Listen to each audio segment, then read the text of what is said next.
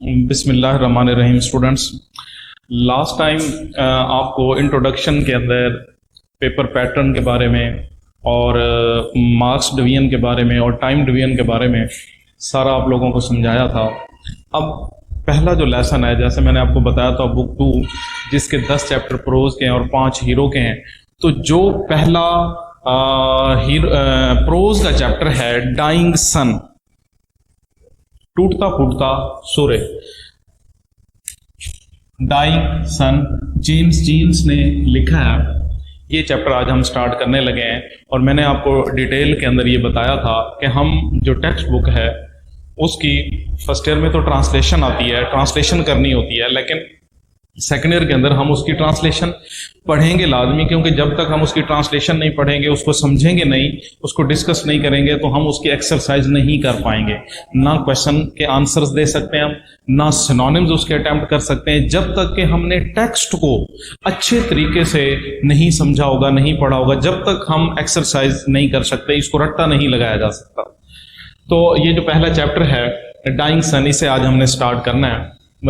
Lecture number तो ये 2 है। पहले लेक्चर नंबर 1 में वो आपका सारा इंट्रोडक्शन आ गया, तो लेक्चर नंबर 2 से लेसन नंबर 1 स्टार्ट हो रहा है। इसमें ये जेम्स जीन्स ने ये चैप्टर, पहले थोड़ा सा एक बात को समझ लें, ये चैप्टर महज मफरूजे पे मबनी है। कहीं आप ये समझ रहे हो कि ये इसके अंदर जो है वो बिल्कुल रियलिटी बताई जाएगी, ऐसा नहीं है, बल्कि मफरूजे हैं और साइंसी तौर पे ये बातें कुछ साबित हैं, कुछ नहीं है, लिहाजा ये मफरूज़ों पे मबनी चैप्टर है। उसकी जिसे कयास हराइयाँ आप कहते हैं, ख्याल करना, ख्यालों को एक तरतीब के अंदर बयान करना, ये आप कह सकते हैं। टेक्स्ट है जी, इसका पहला चैप्टर, पहला पैराग्राफ मैंने जो राइट किया है उसको देखें। A few stars are known which are hardly bigger than the earth, but most of them are so large but hundreds of thousands of earth could be packed inside each and leave room to spare here and there. We find an immense star large enough to contain millions and millions of earths. थोड़ा लंबा sentence है। वो ये कह रहा है writer कि ये जो स्टार्स हैं, चंद एक स्टार्स ऐसे हैं जो बमुश्किल ही जमीन से बड़े हैं, और hundred of thousands of earth could be packed. और ये जो हमारी जमीन है ये इतनी छोटी है, और जो स्टार्स हैं, सैयारे हैं, ये जो कायनात बनी है, चूंकि इस चैप्टर के अंदर राइटर हमें ये बताना चाह रहा है कि ये कायनात कैसे बनी है, जमीन कैसे बनी है, जिंदगी का यहाँ पे ज़हूर कैसे हुआ है, जिंदगी कैसे ये मार के सर अंजाम करती हुई यहाँ मौजूदा सतह तक पहुंची है, इस चीज के बारे में, स्टार्स के बारे में, कायनात के बारे में, यूनिवर्स के बारे में वो हमें इस चैप्टर के अंदर बताना चाह रहा है। वो कहते हैं ये स्टार जो हैं ये इतने बड़े हैं और जमीन इतनी छोटी है कि hundreds of thousands of earth, ऐसी हजारों लाखों जमीनें एक स्टार के अंदर पैक की जा सकती हैं और फिर भी जगह बच जाएगी। और ऐसे एक जो स्टार है contain millions and millions of earth, और एक जो स्टार है, एक जो सैयारा है, वो लाखों करोड़ों जमीनों को अपने अंदर समो सकता है। हालांकि जमीन इतना बड़ा सैयारा है, इतना बड़ा प्लेनेट है, लेकिन जो बाकी स्टार्स हैं वो इतने बड़े हैं कि ऐसी लाखों जमीनें, लाखों करोड़ों जमीनें एक स्टार्स के अंदर समो सकती हैं। And the total number of stars in the universe is probably something like the total number of grains on sand on all seashores of the world. ये इसको अंडरलाइन कर ले बेटे, जरा समझने में आसानी रहेगी। सीशोर, साहिल समंदर। फिर अब जमीन को इतना उसने छोटा बना दिया है और स्टार्स इतने बड़े बड़े बना दिए हैं। अब स्टार्स हैं कितने, नंबर ऑफ स्टार्स कितने हैं, उसका वो आइडिया हमें ऐसे दे रहा है। And the total number of stars on the in the universe is probably something like the total number of grains of sand on the all seashores of the world. देखिए, total number of grains of sand, रेत के ज़रात, रेत के ज़रात, particles छोटे छोटे। Stars की तादाद वो हमें इस तरह से बता रहा है कि तादाद इतनी ज्यादा है कि जैसे पूरी दुनिया के जो साहिल समंदर हैं, साहिल समंदरों के ऊपर पड़ी हुई जो रेत है, उस रेत के जो ज़रात हैं वो जो रेत के ज़रात हैं उनको काउंट कर लें, जितनी उसकी तादाद बनेगी उससे भी ज़्यादा इन स्टार्स की तादाद है। इससे पता चला कि ये कायनात इतनी बड़ी है, इतनी वसी और अरीज ये कायनात है। अब रेत के ज़रिए एक मुट्ठी भर रेत आप उठा लें, उसके ज़रात गिनना शुरू कर दें, सिर्फ एक मुट्ठी भर रेत, उसके जो अलग अलग ज़रात हैं, पार्टिकल्स हैं छोटे छोटे, उनको अलग अलग करना शुरू कर दें तो लाखों करोड़ों में बन जाएंगे, लाखों में भी नहीं करोड़ों में बन जाएंगे। और फिर जरा इमेजिन करें कि पूरी दुनिया के साहिल समंदर और फिर उनके ऊपर पड़ी हुई रेत, जो कि जिसको काउंट करना भी पॉसिबल नहीं है, उसके बराबर स्टार्स की तादाद है। तो यहां से थोड़ा इमेजिन करें कि कायनात कितनी बड़ी है, कितने बड़े स्टार्स हैं, और फिर वो उनका हुजम कितना बड़ा है। और फिर ये जो जमीन है ये तो बिल्कुल ऐसे है कि जैसे एक रेत का छोटा सा जरा हो किसी बहुत बड़े पहाड़ के सामने। अच्छा जी, such is the littleness of our home in space when measured up against the total substance of the universe।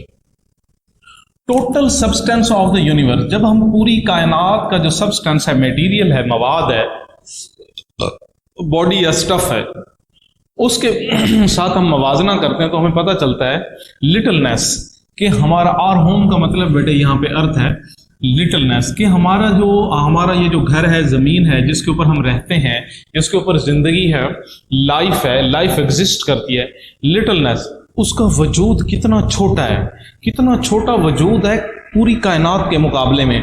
यानी कि जैसे बहुत बड़े बड़े पहाड़ पड़े हों और एक छोटा सा रेत का या राई का या रेत का छोटा सा जरा पड़ा हो, तो उसका कोई कंपैरिजन नहीं है, कोई मवाजना नहीं है। एक रेत के जरे का क्या वजूद है कि वो एक बहुत बड़े पहाड़ का मवाजना कर सके, उसका मुकाबला कर सके और अपना वजूद मनवा सके। तो कायनात के मद्दे मुकाबिल हमारी ये जो जमीन है इतनी छोटी है। These millions of stars are wandering about in space। और फिर अब हमें राइटर ये बता रहा है कि ये जो मिलियंस ऑफ स्टार्स हैं, लाखों करोड़ों स्टार्स हैं, ये स्पेस के अंदर मूव कर रहे हैं, घूम रहे हैं, wandering about. A few forms groups with journey in company. कुछ तो है जो वो ग्रुप्स की शक्ल बना लेते हैं, कंपनी की शक्ल बना लेते हैं और आपस में मिलकर अपना सफर जारी रखते हैं। But most of them travel alone. लेकिन ज्यादातर जो तादाद है वो ये है कि ट्रैवल अलोन, वो अलग ही अपना सफर जारी रखते हैं। And they travel through the universe so immense that it is very very rare event indeed for one star to come anywhere near to another. और ये इस तरीके से अलग अलग एक दूसरे से दूर फासले में अपने अपने महवर में सफर करते हैं कि बामुश्किल ही कभी ऐसा होता है, वेरी रेयर, शाज़ो नादिर ही कभी ऐसा होता है कि एक स्टार चलता हुआ दूसरे के करीब आ जाए। यानी ये ऐसे सफर करते हैं, ये स्टार जो है ये स्पेस के अंदर ऐसे मूव कर रहे हैं, ऐसे ट्रैवल कर रहे हैं और इनके दरमियान इतना फासला है कि ये चलते हुए कभी एक दूसरे के करीब नहीं आते, ये अलोन ट्रैवल कर रहे हैं। For the most part each stars makes it's voyage in complete loneliness. लिहाजा हर स्टार अपना जो उसका वॉयज, जो उसका सफर है, वो बिल्कुल ऐसे ही तन्हाई में मुकम्मल करता है। Like a ship on an empty ocean, जैसे एक खाली समंदर के अंदर एक शिप हो, जैसे एक जहाज हो, वो पूरा समंदर खाली हो और उसके अंदर एक शिप चल रहा हो, अपना सफर जारी रखे हुए, तो वो किसी दूसरे शिप के करीब जा ही नहीं सकता क्योंकि वहां कोई दूसरा शिप है ही नहीं, तो वो किसी से टकराने का सवाल ही पैदा नहीं होता। In a scale model in which the stars are ships, the average ship will be well over 1,000,000 miles from its nearest neighbor।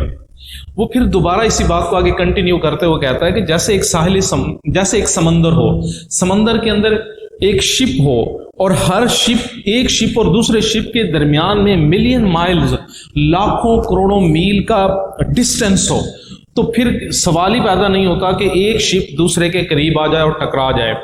बिल्कुल ऐसे ही वो ये हमें एग्जाम्पल दे के समझाना चाह रहा है राइटर कि ये जो प्लैनेट्स हैं, ये जो स्टार्स हैं, ये क्या कर रहे हैं कि एक दूसरे से इतने दूर हैं कि ये एक दूसरे के करीब नहीं जा सकते, करीब जाने का सवाल, और हर स्टार अपना अपना जो वॉयज है वो मुकम्मल कर रहा है। From this is it easy to understand why a star seldom finds another anywhere near it। लिहाजा इस बात से ये समझना कि भाई ये एक दूसरे के करीब क्यों नहीं आते, बहुत ही आसान हो जाता है। क्यों आसान हो जाता है? राइटर ने खुद ही इतने आसान तरीके से इस बात को क्लियर कर दिया है कि देखें, ये जो स्टार्स हैं जिनकी तादाद लाखों करोड़ों है, जिनका साइज बहुत बड़ा है, उसको मैयर भी नहीं किया जा सकता, लेकिन ये आपस में टकराते क्यों नहीं है? क्योंकि ये कायनात अल्लाह ताला ने इतनी बड़ी बनाई है और उस कायनात के अंदर ये जो मूव कर रहे हैं, इनके अंदर डिस्टेंस इतना डिस्टेंस है कि वो एक दूसरे के करीब नहीं जा सकते, टकरा नहीं जा सकते। तो यहां तक ये पैराग्राफ मुकम्मल हुआ। अब इसमें से जो सिनोनिम्स निकले हैं उनको जरा देख लें, क्योंकि मैंने आपको पहले ही बताया है कि ट्रांसलेशन जो है वो सिर्फ समझने की हद तक पढ़नी है, तैयार जो करने हैं सिनोनिम्स, और इसके जैसे चैप्टर मुकम्मल होगा फिर इसकी एक्सरसाइज के अंदर क्वेश्चन आंसर। पहले जी immense, huge, big, large, substance, material, body, stuff, rare, unusual, scarce, exceptional, voyage, travel, sail, trip, seldom, hardly, rarely, not often. ये वो सिनोनिम्स हैं जो इसमें से निकले हैं। इंशाल्लाह नेक्स्ट लेक्चर में फिर यहीं से आगे इसको हम आगे कंटिन्यू करेंगे। Thank you very much.